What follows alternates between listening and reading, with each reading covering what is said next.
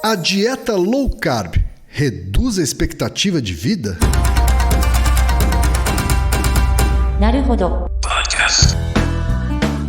Bem-vindo ao Naruhodo, podcast para quem tem fome de aprender. Eu sou Ken Fujioka. Eu sou Altair de Souza. E hoje é dia de quê? Desapontando estudos.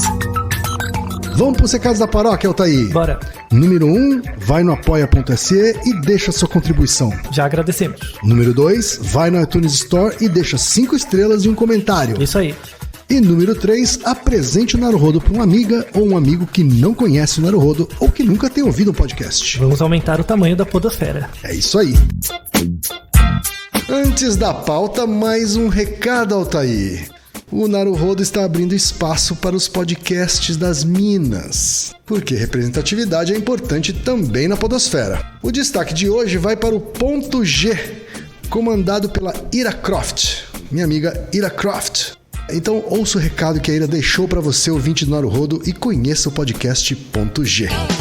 Olá, eu sou Ira Croft, apresentadora do podcast Ponto G, um programa sobre mulheres para todos os gêneros. O Ponto G é um podcast que narra a trajetória de mulheres incríveis que marcaram a nossa história e que muitas vezes foram ignoradas ou esquecidas. E eu vim aqui fazer um convite para você, ouvinte, para você acessar o nosso podcast e conhecer a história dessas mulheres incríveis. O nosso programa tem caráter educativo e informativo, visando levar o máximo de conteúdo ao ouvinte em poucos minutos. Além disso, somos idealizadoras do movimento Mulheres Podcasters, uma ação criada para incentivar o trabalho de mulheres na mídia podcast. E que por meio da hashtag Mulheres Podcasters, você pode indicar ou conhecer podcasts feitos ou com mulheres. Agora, acesse aí o seu agregador de podcast e digite Ponto G, assine e escute. Obrigada e até lá! Altair, hoje é dia da gente criticar... Mais um estudo. Ai, ai. Não o estudo, a divulgação do estudo. Finalmente, uma vez, né? Pelo menos o estudo. Então, Altair, deu na BBC. Verdade. E recebemos muitos e-mails de ouvintes sobre essa divulgação. Deu na BBC, Altair. Dietas low carb, com restrição de carboidratos, reduzem expectativa de vida, indica estudo. Em outras palavras, você come pouco carboidrato, você morre cedo.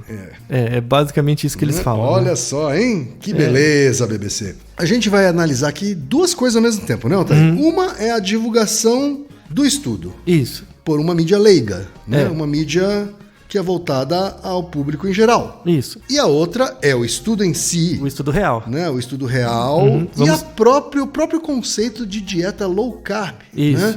Que é um conceito que está bastante popularizado, está na moda isso aí, hein, Altair? Mas na verdade é muito antigo. Tem coisas que vão e voltam, não é mesmo? Pois é. Às vezes com um nome novo. Às vezes com uma ideia nova. E dieta é sempre assim, né? Vira e mexe aparece uma solução milagrosa para as coisas. Dieta é um dos assuntos preferidos da sociedade, né, Altair? Porque as pessoas colocam uma intuição mágica. Pois é. Esse ano vou perder 30 quilos e tudo vai mudar. É verdade. Né? Emagrecer, ficar magrinho... é um dos objetivos do ser humano. Ficar gordo não é objetivo, né? Exatamente. É um assunto. É impressionante como as pessoas se preocupam com isso. Tanto é que recebemos muitos e-mails assim que saiu esse artigo. E é o tipo de comentário que as pessoas fazem, né? Nossa, você tá magro, hein? Pois é. Nossa, emagreceu, hein? Você tá bem? Tá bem, emagreceu. Tá bem, tá magrinho, né? Pois é. Você nunca fala assim, nossa, você tá bem, tá inteligente. Né? Então. Não, você fala assim, você tá bem, tá magrinho. Pois é. Né? Criança tem que ser gordinho e o adulto magrinho. Exatamente, né? As pessoas não elogiam as outras por serem inteligentes, elas elogiam por ser magrinho. Mas vamos lá, Altair. Vamos lá. O e-mail de hoje que a gente selecionou, Altair, porque foram muitos. Vários. O e-mail que a gente selecionou foi do Daniel de Luca Fonseca, que tem 26 anos. Ele é engenheiro de inteligência artificial de Campinas, São Paulo. Muito bem. Ele manda o seguinte: olá, seres ilustres e sábios da podosfera. Ó, que honra. Menos, Daniel, menos. Pois é. Né? Há alguns meses eu fui instruído por colegas e minha nutricionista a adotar uma dieta chamada low carb. A nutricionista indicou isso pra ele, tá? Por isso que eu tenho preconceito com nutricionistas. Mas, calma, enfim, calma.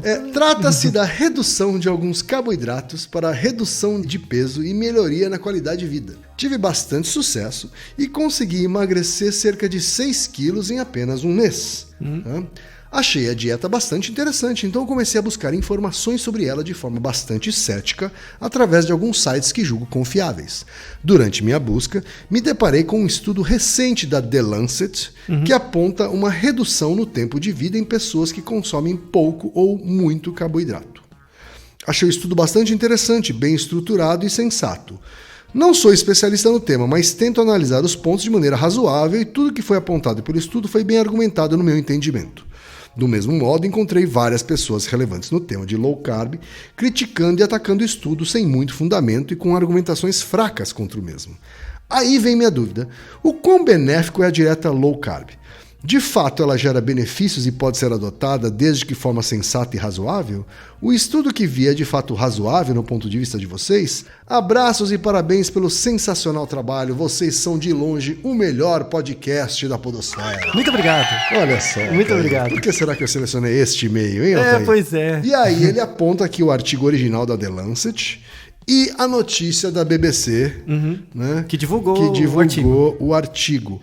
Altair, eu relacionei algumas pessoas que também mandaram dúvidas semelhantes, tá? O Alex Terra, a Ana Caroline Peluso, o Edivaldo Gotardo Nalon, Gabriel Lima, Larissa Melônio, Michael Soares da Silva, Micaele Araújo e Thales Cabral. Bastante gente. Bastante gente com dúvidas similares relacionadas à dieta low carb e relacionadas também a esse artigo que a BBC publicou. E aí, Altair, o que você tem a dizer sobre isso? O que a ciência tem a dizer sobre low carb, sobre a dieta low carb? Tem bastante coisa. Tem bastante coisa. Então, esse artigo do Lancet, ele foi publicado no dia 16 de agosto. Certo. Bem recente, bem né? recentemente. E, de novo, mais uma vez, eu acho que a terceira vez, que é basicamente o problema da divulgação. O artigo em si, ele é ok, ele é bom, tem uma análise estatística correta. Eu olhei o material suplementar, assim, o artigo é ok. A Lancet é uma revista muito boa.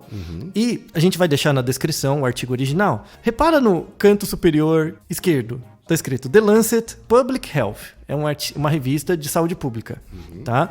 Esse argumento já é um argumento que eu tô repetindo de novo, mas tem outros 3 episódios no Naruhodo que caem no mesmo problema. Um é o episódio 63, que é aquele se mães com uma frequência cardíaca maior têm mais meninos, né? O episódio 120 sobre iodo, se comer iodo durante a gravidez aumenta o QI do bebê. E o episódio 93, se ejacular, reduz a chance de câncer de próstata. Tá? E esse também episódio é mais um desse tipo. Que fala sobre o uso de uma informação que foi construída para explicar coisas de saúde pública. As pessoas usam a informação para explicar variações individuais. Tá? Então, isso está ausente de todas as divulgações que a gente viu na BBC, tem no The Independent, esse artigo da BBC está em português, mas tem a versão em inglês no The Guardian, no Independent, todos sem exceção, cometem a mesma falácia, assim, que é... Eles apresentam a ideia geral do artigo, né, que é a relação entre mortalidade e o consumo de carboidrato. A ideia geral é essa. O artigo da BBC, que é a divulgação da BBC, ela não está ruim. Só que ela não ressalta os pontos que o artigo ressalta como relevantes. Então, tanto o artigo da BBC, quanto do The Independent, quanto de outros lugares, fala: existe uma relação entre consumo de carboidrato e mortalidade. Só que essa não é a mensagem do artigo. Certo. A mensagem do artigo é a seguinte: existe uma relação entre consumo de carboidrato e mortalidade. Só que a questão não é essa necessariamente. Tem uma terceira variável que todas as divulgações omitiram. Sim. Que é o que você substitui. Porque, por exemplo, se eu tô comendo menos carboidrato, eu tenho que substituir por alguma coisa. Certo. É essa substituição que faz mal. É pelo que você substitui. E isso foi omitido de todo e qualquer lugar. Então, por exemplo, a dieta low carb, ela funciona... Depende do que você quer dizer por funcionar. Se diz respeito à perda de peso, num curto prazo você até perde um pouco, tá? Só que as consequências a médio e longo prazo são mais graves do que os benefícios. Sim. Então, Tem um outro artigo também do The Lancet, só que ele não é de agora, de 2018, ele é de 2004, né? Ele tem 14 anos, falando sobre um dos tipos de dieta low carb, que é a dieta do Dr. Atkins. Tá? A dieta do Dr. Atkins... Que é uma dieta antiguinha, bem né? antiga, É uma dieta já final dos anos 90, que o Dr. Atkins implementou, que basicamente é você reduzir muito a quantidade de carboidrato e substituir por proteína e gordura. E aí ele escreveu um artigo mostrando a fisiologia disso. Que virou um best-seller, virou um livro, best-seller, meme, palestra. não tinha Instagram. Ficou milionário, né? Ganhou um cascalho bom, paga as pingas.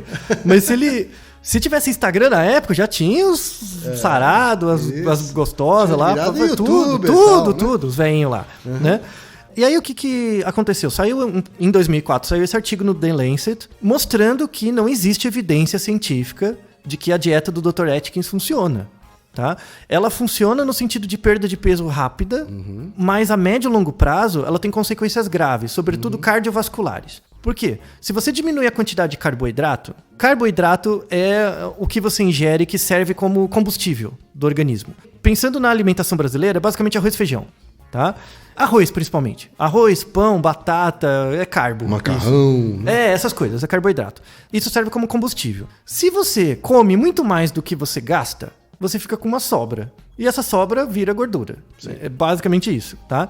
Então, o que o Dr. Atkins propunha? Que você diminuísse a quantidade de carboidrato, mas substituísse por gordura e proteína. Principalmente proteína, carne, né? Aí, o que acontece? Como você consome muito mais carne, você vai começar, por uma série de questões fisiológicas, você vai começar a eliminar mais líquido. Então, na verdade, você perde líquido. Você não perde gordura. Tá? Então, a qualidade da perda é muito ruim. Na balança diminui o peso, mas a qualidade é muito ruim. Consequências. A longo prazo, né? Ninguém aguenta fazer uma dieta Atkins muito tempo. Ninguém aguenta. Por quê? Porque você come muita carne. Não dá. Mesmo que você seja um rato de rodízio, não dá. É muita carne, sabe? É muita proteína. Além disso, aumenta o padrão de certos metabólitos que são produzidos pelo fígado. E isso pode ter consequências metabólicas ruins também, né? Um mau funcionamento do fígado. Tem um episódio, que é o nosso episódio 99, que a gente fala sobre microbiota intestinal, né? Isso muda o padrão da sua microbiota intestinal. E lá naquele episódio a gente comenta que 80% da serotonina do cérebro é produzida no intestino. Como você consome muita proteína, isso muda o seu humor. Então você perde peso, mas você fica uma pessoa infeliz. Entendeu? E não é porque, eu sou infeliz porque eu não tô comendo aquilo que eu gostaria. Não, é porque fisiologicamente isso não é bom, sabe? Então gera um efeito sistêmico. E aí esse artigo de 2004 da Lancet mostrou, sabe? Não vale a pena, sabe? Não vale a pena fazer essa dieta. 2004, o nome Dr. Atkins diminuiu, né? Sumiu, né? Praticamente sumiu. Mas aí as coisas voltam. Claro. É marketing, né, velho? Você troca o nome e lança igual, né? Opa! Aí começou a surgir a dieta Duncan, dieta Paleo, dos paleolíticos. Aí volta agora, pegou essa dieta low carb. Porque as pessoas estão louquinhas pra consumir, então... Você vai lá, muda a embalagem, lança de novo. As pessoas estão doidinhas pra consumir. Elas estão esperando a próxima embalagem. Então, elas esperam uma solução mágica. A próxima embalagem. Então, elas esperam uma solução mágica. Elas agarram. Sim. Elas agarram com os dois braços. Assim. Tem uma relação entre um funcionamento da percepção de nutricional com a publicidade. Então, as pessoas colocam expectativas no produto que elas consomem.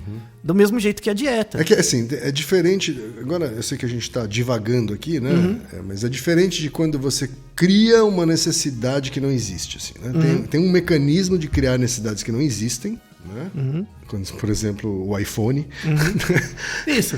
E no caso das dietas, né, você está colocando na mão delas uma coisa que elas estão doidas para consumir, assim, sabe? Não é uma necessidade que não existe, ela está ali, assim, mas uma coisa tá ligada, emergente, assim. Uma coisa ligada com a outra, porque... Então você não precisa nem inventar, você só está dando uma embalagem diferente de uma coisa que já existe, assim. Sim, mas tem um ponto importante que é transformar a nutrição num produto. Isso porque é gravíssimo. Se você vive numa sociedade de mercado em que as necessidades são criadas e você é persuadido a seguir essas necessidades como sendo suas. A alimentação é uma necessidade básica. Você precisa comer, você sente fome e tal. Mas a questão não é Não é comer. É o que comer, quanto comer e como comer. Sim. E isso é manipulável como produto. Sim. A fome não, ela sempre vai existir. E aí, Não, mas aqui a gente não está nem falando sobre comer ou não comer, né? Aqui a gente está falando sobre o desejo das pessoas de emagrecer. Isso, de perder peso. Né? Então, sobre mas comer já é um outro assunto, assim. Então, né? mas você pode ver isso do ponto de vista comportamental. Porque se ela quer perder peso, é porque ela ganhou. Você não vai perder peso, a não ser que seja um distúrbio alimentar. Mas uma pessoa normal, se ela quer perder peso, é porque ela ganhou.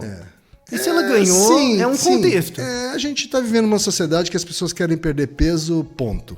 Isso. Tá? Mesmo então, as que não ganharam. Então, mas Tá? elas querem perder por consequência. Elas né? querem perder porque elas acham que tem que perder.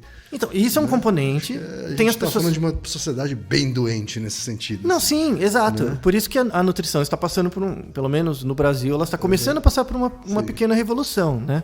Mas, para além dessa divagação... Voltando, saindo da nossa divagação. Vamos voltar ao artigo mesmo, tá? O artigo é um artigo, uma coorte, é um artigo longitudinal, que uma coisa que não tem na divulgação, mas tem no artigo original. Na verdade, o artigo original ele tem duas partes. Tá? A primeira parte é o estudo longitudinal mesmo, feito com cerca de 15 mil pessoas, tá? De uma coorte maior que chama ARIC, tá? ARIC. A sigla em inglês quer dizer algo como Risco de Arteriosclerose em Comunidades. Uma pesquisa longitudinal disso. E aí eles apresentam os resultados dessas 15 mil. Mas, no início do artigo, eles fazem uma meta-análise de outros estudos já publicados. Tá? Esses outros estudos já publicados reúnem uma amostra de 432 mil pessoas. Caraca. Então, é saúde pública. Sim. O objetivo não é falar de você. O objetivo é falar da média das populações. Sim. Tá? E aí, nesse estudo de 430 mil pessoas, que são coortes diferentes, eles padronizaram, eles viram que é uma coisa que tem na BBC, tem muito por cima, que não é necessariamente o grande consumo de carboidratos que leva à mortalidade. A pessoa morre mais cedo. Eles falam que tem um efeito em U. Tá? Dá para explicar isso como divulgação, porque, em geral, todas as pessoas fizeram colégio, e, em geral, na sua aula de matemática, você conhece dois tipos de função matemática, uma reta e uma parábola. Você não precisa saber mais que isso. Uma parábola é em forma de U. Ou o U é para cima, ou o U é para baixo. É isso, Sim. tá? Então por que não divulga o cacete disso? Porque repórteres geralmente não sabem. Ah, não, mas eles fizeram colégio, não é possível. Não, a galera faz... Não superestime repórteres. Você pode ter esquecido, mas você fez. Tá vendo? A solução do mundo é só as pessoas entenderem o que elas aprenderam no colégio, não precisa fazer muito mais. Mas enfim, imagina um gráfico, x e y. Tem aquele nosso projeto da regra de 3. Exato, A gente precisa de um segundo projeto, que é a projeto da equação de segundo grau. Pois é, depois da regra de 3, é a equação de primeiro grau e segundo, né? Mas enfim, imagina um gráfico x e y. No eixo x, você tem a quantidade de consumo de carboidrato. No eixo y, você tem a proporção de mortes em 25 anos. Então, essa coorte, né, de 15 mil pessoas seguiu esses indivíduos por 25 anos. Então, era a proporção de pessoas a probabilidade das pessoas morrerem em 25 anos. O que acontece quando é um U para cima? As proporções de mortalidade são mais altas nas pontas. Claro. Então, quem come muito pouco carboidrato, quem come demais, tem uma chance maior de mortalidade. Quem come médio, não tem. Sim. E é isso que todo mundo devia Tá fazer, não é normal, verdade? né? Tá na curva normal. Exato. Então, o que a Associação Americana de Nutrição recomenda, por exemplo? Que se a sua refeição é 100%, 55% sejam carboidratos. Então, quer dizer, o título está errado duas vezes, né? Porque significa que quem tem dieta low carb... Low carb. E quem tem dieta high carb também morre. Exato. Né? Mas eles só escolheram falar só da low carb. Exato. O high não, né? Porque é óbvio, você não vai comer muito. Mas não dá pra entender. Porque a low carb é que tá na moda. Então eles resolveram falar só da low carb. Então.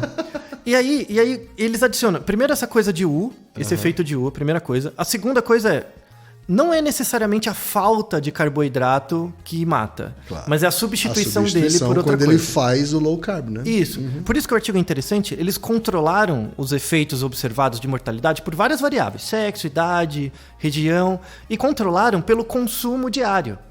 Então, às vezes, a pessoa pensa, o cara come pouco carboidrato, mas come muita gordura.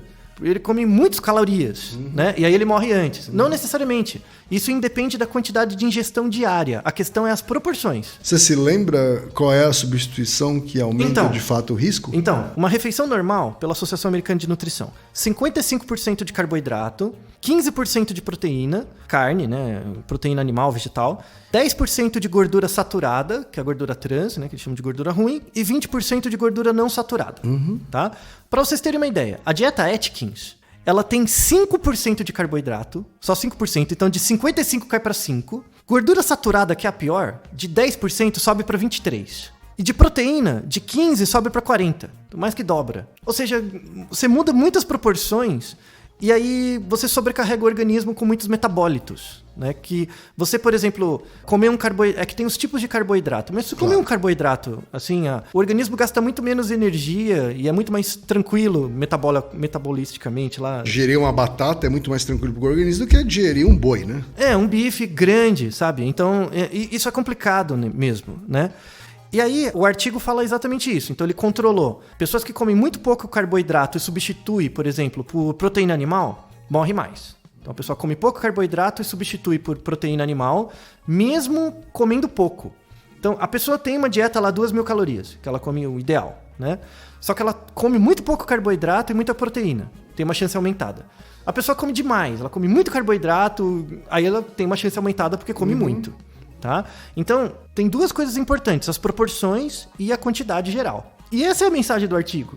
Que também não precisa ser muito gênio, né? Pra chegar nessa conclusão, né? Exato, é só fazer. Não coma muito, não coma muita carne. Né? Não coma muito e não coma muito de uma coisa só. É só isso. Quer dizer... Que basicamente... Acho que a minha mãe me ensinaria isso, assim. Me ensinou isso sem ter ido sequer à faculdade. Então, mas aí se cria a necessidade das pessoas, né? Por isso que volta no raio da publicidade. E aí, assim, entra agora numa questão interessante, que é a questão que eu prefiro muito mais, que para mim é muito mais útil, né, para essa questão dessas coisas de dieta, que é uma questão de antropologia. Quando você fala antropologia da alimentação, para mim, uma das partes mais interessantes da antropologia, assim. Então, por exemplo, vale a pena mencionar a diferença entre comida e alimento. Essa é uma questão, a diferença entre comer e se alimentar, é uma questão que atualmente está completamente fora da nutrição. Nutricionista se considera alguém de biológicas. E está completamente errado. A nutrição é uma área interdisciplinar. Ela tem que ser pelo menos uma junção da biologia com a área de humanas. Claro, porque ele lida com o comportamento das pessoas. O comportamento alimentar. Não tem nada mais básico num comportamento do que comer e dormir. Sabe? Sim. Então, se você não tem um aporte antropológico, você não entende a historicidade dos comportamentos, né? Por exemplo, eu gosto muito de antropologia, né? Então, uma referência, que se alguém quiser ler, leia esse texto do Levi-Strauss, que chama O Cru e o Cozido. Texto clássico da antropologia da alimentação, né? Ele conta muitas coisas interessantes. A diferença entre comida e alimento. Quando você pensa em alimento, você pensa nos nutrientes. Carboidrato, proteína, e as quantidades e tal, né? Então, quando você vai num nutricionista regular, ele põe lá a pirâmide alimentar, conta suas calorias, né? Aí isso é alimento. Quando você pega o alimento e transforma em comida, a comida entram todas as representações sociais, a questão da ansiedade, as suas expectativas em relação à comida, as suas tradições familiares, as tradições locais, históricas. Aí entra a questão da comida. Vou dar um exemplo até extremo que é interessante. Por exemplo, imagina uns marombeiros, grupo de marombeiro. Você sabe, já viu o whey protein? Whey protein é proteína do leite. Então, o cara não aguenta, ele é marombeiro, ele não aguenta comer tanta proteína, não consegue comer tanto frango, não dá para comer 10 kg de frango por dia. Então, ele suplementa com whey, que é a proteína já concentrada. Para mim, que não sou marombeiro, o whey é um alimento. É só um complemento, é igual tomar vitaminas. Atualmente, para quem é marombeiro, o whey faz parte da cultura deles, da cultura do maromba, então vira comida. Faz parte das representações, eles fazem bolo de whey. Verdade, então, verdade. Esse é o aspecto. Eles usam como farinha, assim, né? Usa tudo. Não, mas eu sou o whey, sabe? Eles têm a identidade. Veste a camisa, whey, sabe? Uma coisa polvilha na comida. Isso. Assim. O povo faz piada com maromba, fala de whey. Né? Frango, whey, enfim. Isso mostra que mesmo uma coisa que é um pó, assim, que é artificial, pode virar comida, né? A questão do salgadinho, tipo essas comidas de criança, entre aspas, são alimentos que viraram comida, porque ganharam representações sociais. Certo. Uma coisa importante, leite. O leite nunca fez parte da história do Brasil. Índio não toma leite. Boa parte dos portugueses que chegaram no início da colonização tomavam muito pouco leite. Só os imigrantes europeus que vieram quando depois o Brasil melhorou um pouco, né, tal. Capitania hereditária, lembra aquela coisa? Lembra quando a família real veio, em 1808? Sim, Aí que começou a ter uma cultura do leite, que é muito recente, sabe? Sim. Então, é totalmente compreensível pessoas que não tomam tanto leite no Brasil, por exemplo, porque tem uma questão antropológica. Para alguns grupos... Eu não sou de tomar leite, por exemplo. Então, mas japonês não é muito de tomar leite. Exato, mas isso faz parte da tradição alimentar. O japonês toma chá, não toma leite. E por isso você tem que adequar as tradições alimentares, esse é o termo da antropologia, com leite é coisa de americano pra mim. E europeu. É muito europeu. É muito europeu. É verdade, é coisa de branco ocidental. Europeu, branco ocidental europeu. Mas é verdade. É muito importante para a nutrição você incorporar as tradições alimentares, que é a parte da antropologia, com o comportamento presente, né, atual, o que a pessoa faz com o tempo dela enquanto ela come, que é a questão psicológica, né, com a questão do marketing também, como o produto é calculado, como ele é feito, os órgãos regulatórios, você não pode pôr muito açúcar, muito sal e tal, que aí é a questão alimentar. Muitos nutricionistas trabalham com controle alimentar, não o controle da comida, mas o controle da produção do alimento. O publicitário, ele pega um produto que é meio... Como você transforma esse alimento em comida? Como você transforma as representações sociais dele? Então, a nutrição não é a área de biológicas. Por definição, ela é pior que a psicologia. Assim, ela é muito interdisciplinar. Só que no Brasil, nutricionista é contador de caloria. É uma calculadora de caloria. Tá errada a formação. Tá errado. E eu falo isso de fora. Mas eu preciso falar, desculpa. Tá? Contador de caloria e emissor de dieta. Postulador de dieta e tal. Pra começar a fechar, né? As pessoas que, por exemplo... Eu fui competidor, né? Muitos anos. Eu fazia dieta. Mas eu tinha que fazer dieta porque eu treinava muito, né? Tinha que manter peso, né? Tinha que bater peso, às vezes tinha que ganhar peso, tinha que perder. E aí você precisa de um controle porque a meta não é comer. A meta é a competição. Até aí tudo bem, né? Muitos colegas meus que treinavam judô, e como não tinham um controle comportamental da comida, elas não percebiam que fazia... É igual o sumotori, sabe? Do sumô. Faz parte da identidade de um sumotori comer muito. Então o cara se mata de comer. Quando ele para de treinar, ele quer continuar mantendo isso. E aí morre, né? Não dá conta, fica gigante. Então, a questão entre o uso do alimento para um resultado e a comida é muito grande. Você tem que perceber isso na pessoa. Se a comida para ela percebe como parte dela ou só como um comportamento. Né? E aí tem-se uma área da nutrição que está começando aqui no Brasil e é muito interessante, que é a nutrição comportamental. Sim. Que é uma visão da nutrição que eu gosto muito, porque tem uma interface muito grande com a psicologia e com outras áreas, que é de tentar integrar um pouco mais a psicologia com a nutrição e a nutrição com outras áreas do conhecimento, para que ela deixe de ser algo médico. Esse encontro entre a biológicas e humanas. Exato. Aí, né? Então, a nutrição é uma boa área para fazer isso, porque ela é realmente uma mistura entre as ciências humanas e as biológicas. Isso é importantíssimo, porque eu brigo com a minha endócrino, que quer me mandar para um nutricionista, e eu falo, eu preciso de uma nutricionista que mude meu comportamento alimentar. Porque eu não preciso de uma nutricionista que fique só me falando o que eu devo comer ou não. Porque o que eu devo comer ou não, eu já sei. Então, é uma boa observação. É uma boa observação. Na verdade, você tem que desenvolver uma estratégia de relação com a comida, que é um termo chamado da nutrição comportamental, que é chamado comer intuitivo, tá? Diz respeito a isso, né? Porque às vezes você está comendo, às vezes você está se alimentando. Às vezes você está colocando comida para dentro como parte de um ritual. Você está socializando, você está na frente da TV comendo, então você nem repara, você está se alimentando, sabe? Isso é muito diferente. Por exemplo, você pega um cavalo que fica comendo pasto, ele se alimenta. Aquilo não tem uma tradição cultural para ele. Nós somos diferentes. Uma das coisas que nos tornam humanos é essa diferença entre comida e alimento. Isso realmente nos torna... faz parte da tradição humana mesmo. Essa percepção inicial já é muito importante. Por isso, para fechar esse Temos episódio... a nossa convidada, né, Altair? Exato. Especial. Eu gostaria de convidar, eu agradeço inicialmente muito assim, a presença da... uma referência brasileira em nutrição comportamental, que é a Marli Alvarenga. Eu comentei com ela sobre o episódio e como ela é exatamente da área, tipo, eu estou falando mal de nutrição, mas eu tenho alguém para me ajudar, tá? Eu conheço, já orientei nutricionistas, como mestrado, doutorado, tenho contato com a área e percebo que é uma área deficitária nesse sentido, né? Que despreza uma parte histórico-antropológico da nutrição que é fundamental para a evolução do campo. Sabe? Você cria pessoas... A formação em nutrição hoje cria pessoas muito doentes. Porque a nutrição acha que tem que ser paga pau de médico. Nutrição, duas coisas. Nutrição e educação física. Se você é formado em nutrição e educação física, cara, você trabalha com saúde, não com doença. Você não trabalha com sintomas, você trabalha com comportamento. Então para o que você tá fazendo. Para de andar com jalequinho, sabe? Fotinho no Instagram, com aquele ambiente todo estético, sabe? Nutricionista bonitinho, sabe? Velho, você tem que feder coisa queimada, sabe? Você tem que cozinhar, você tem que, tipo, ser uma pessoa comum. O cara que faz educação física, ele tem que ser com cheiro de CC, sabe? É essa coisa do cotidiano mesmo. Não é esse ambiente ascético da medicina.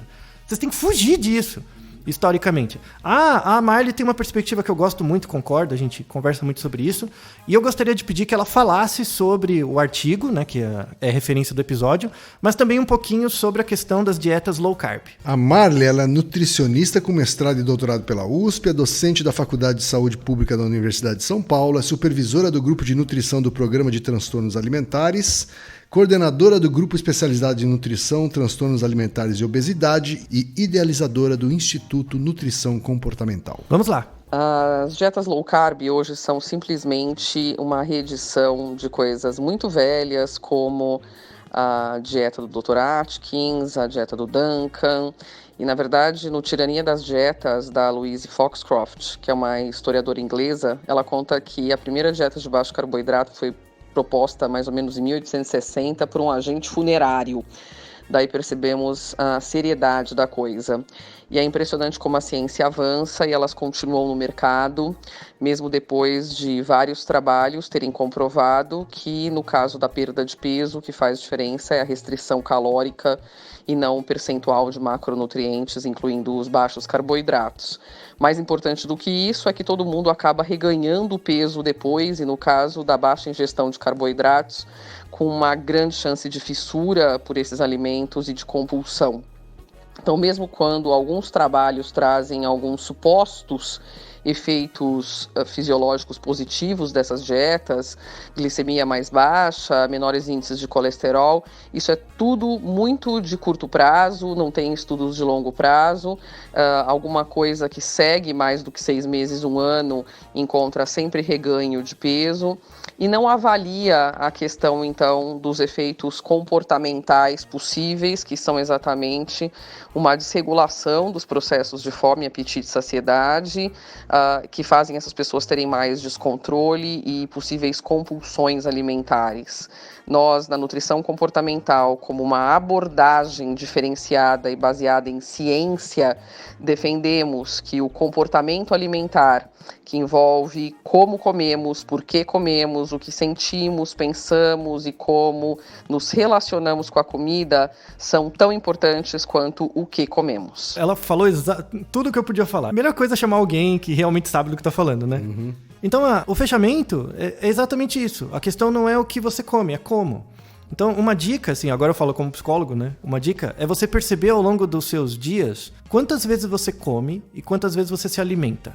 Alimentar-se é algo meio que impulsivo. Tipo, alimentar-se é como um cavalo que pasta. Você não sabe o que tá comendo, você só tá comendo. Comer faz parte de um ritual. Comer é algo que você tá prestando atenção no que, no quanto, você tá escolhendo. É um você ato tá consciente. Você tá prestando atenção, você tá decidindo, né, necessariamente o que você vai comer.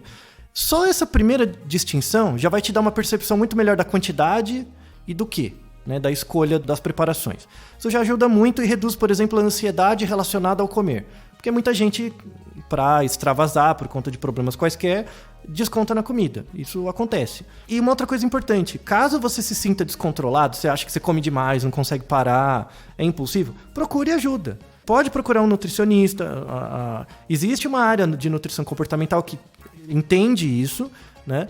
Você pode procurar um psicólogo, você tem muitos psicólogos que têm especialização em transtorno alimentar, nem necessariamente transtorno alimentar, um psicólogo qualquer pode ajudar, porque isso é só um comportamento resultante de um processo que deve ser trabalhado. E pode procurar um médico. Tem médicos também, não generalize para todos os médicos. Temos médicos conscientes também, tá? Então eu tenho uma generalização para fazer. Se o seu médico ou nutricionista tem uma fórmula mágica, uma dieta mágica, é picareta. A probabilidade aumenta bastante. Se a fórmula é mágica, é picareta. Aumenta bastante. Tá? Não existe fórmula mágica. Tá? Para emagrecer ou para... Não existe fórmula mágica. Sim, existe percepção e treino, né? E treinamento. Você pode reduzir um pouco os carboidratos, isso ajuda a uma perda de peso inicial. Se você optar por fazer uma dieta com pouco carboidrato, substitua esses carboidratos por proteínas não animais ou proteínas com uma menor quantidade de gordura. Proteínas vegetais. Exemplos: ervilha, feijão, queijo, que aí é um derivado do leite, né? Iogurte. Tem outros substitutos de proteína que têm uma boa qualidade e geram menos malefícios do que uma grande ingestão de carne vermelha. Não estou dizendo que carne vermelha faz mal, muito pelo contrário. O problema é o excesso. Então, como muitos naruhodos a gente já falou, a moderação é a chave do sucesso, né, Ken? Pois é. Então. Naruhodô, ilustríssimo ouvinte! Naruhodo. Você sabia que pode ajudar a manter o Naruhodô no ar? Ao contribuir, você pode ter acesso ao grupo fechado no Facebook e receber conteúdos exclusivos. Acesse apoia.se/Naruhodô Podcast. E você já sabe, aqui no Naruhodô, quem faz a pauta é você. Você tem alguma pergunta pra gente ou quer comentar algum episódio? Escreva pra nós. podcast@naruhodô.com.br. Repetindo? podcast@naruhodô.com.br. E lembre-se, mande nome completo, idade, profissão e a cidade de onde você está falando. É isso aí. Naruhodo. Esse podcast é apresentado por b9.com.br.